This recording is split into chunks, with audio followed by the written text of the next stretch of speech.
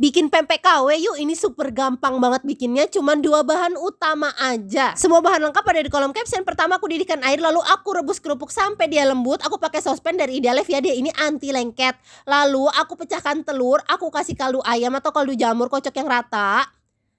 Tata kerupuknya di atas loyang yang udah dioles minyak. Lalu kita tuangin telur tadi. Lalu aku kukus 20 menit pakai multipan dari Idealef. Dia ini serbaguna banget, selain buat kukus bisa juga buat ngegoreng.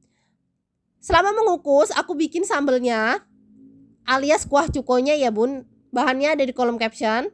Kita masak, aku pakai saucepan lagi dari Idealef karena dia anti lengket. Masukin semua bahannya, masak sampai dia agak mengental. Jangan lupa dikoreksi rasanya, lalu kita saring. Udah matang kita angkat, diemin dulu sampai dingin. Baru dia dikeluarin, terus kita potong-potong. Aku pakai pisau dari Idealef, dan ini tajam banget, gak akan terkelupas walaupun kita asah. Celupin ke telur. Lalu kita goreng deh sampai dia matang. Aku pakai di fry pan dari Idealef ya, karena dia ini kapasitasnya gede dan juga ada penyaringnya. Praktis banget pemakaiannya.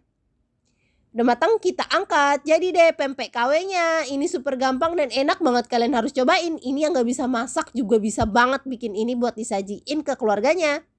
Yuk bikin!